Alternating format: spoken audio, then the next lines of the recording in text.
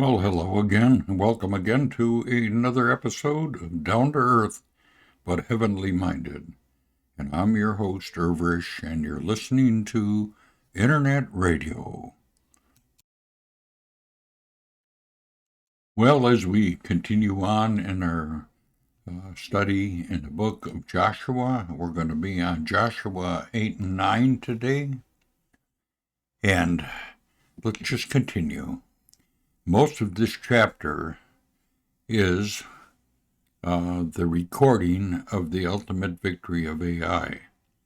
And then chapter 7 is the recording of the defeat of Ai. And then the exposure of the sin of Achan, then his death by stoning.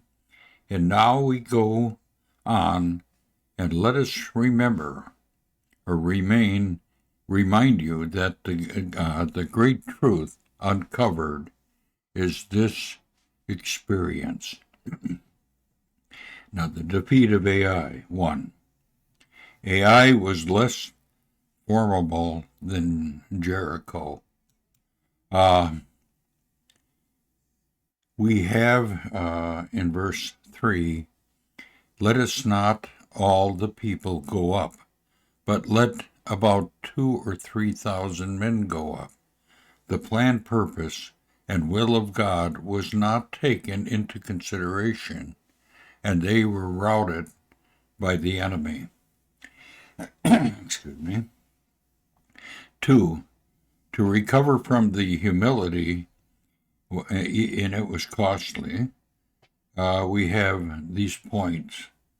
A. There was a judgment of sin against death. B. There was the recognition of the will of God. And then C. There was the willingness to complete with the will of God. In other words, they were willing to obey. Obey is better than sacrifice. And D. Every able man was flung into battle to implement God's plan. Now, this was a cost of victory. As it was then, so it is today. The recovery of lost ground is one of the most difficult tasks that the Christian can have.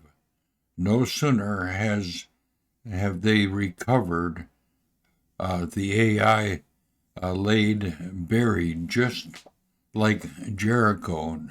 Did God take them to Mount Ebal? Then Joshua built an altar to worship. There the law was read to them, his divine principle by which they might possess the land, described the valley. The reading was also an insurance against a similar disaster in the future. As Christians, we need to be reminded of what the Word of God teaches. Worship of God is the most important function in a believer's life. We ought to read it. In 1 Timothy 4:13, give diligence to reading. 2 Timothy 2:15, study to be approved of God. In Psalms 119:11, thy word have I hid in my heart that I may not sin against thee. Well, in chapter 9, verses 1 to 3, the enemy's reaction. They gathered themselves together to fight with Joshua and with Israel with one accord. Now, they put all their eggs in one basket. Well, whenever there is a work of God, there will be a devilish opposition. The opposition of Canaan was accomplished by the series of battles. They were always enemies, constantly opposing. As it was then, so it is today.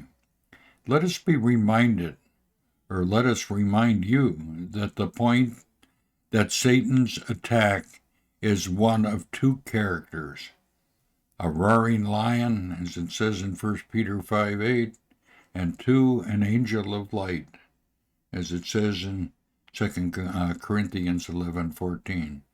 Satan is a master strategist, and he can outmaneuver any of us.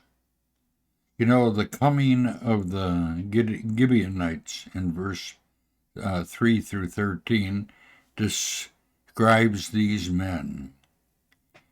Well, when dealing with them, the Israelites did not ask counsel of the Lord, verse 14.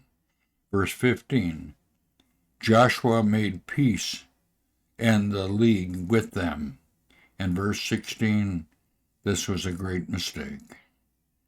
Well, because of these covenants which they had made, they could not kill them. Verse 22 through 27. Joshua made them cutters of wood and drawers of water.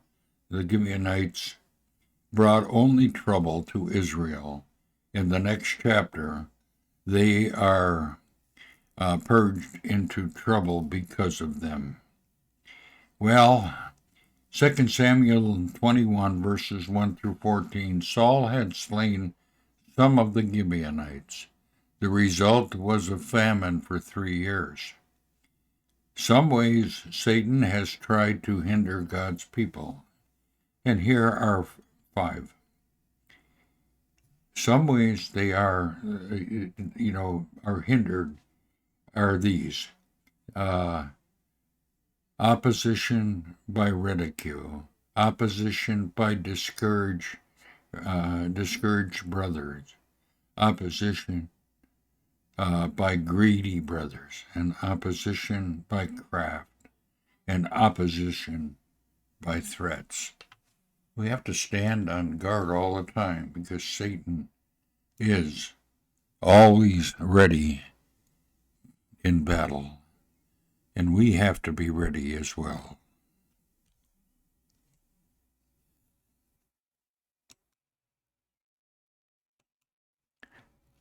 The end.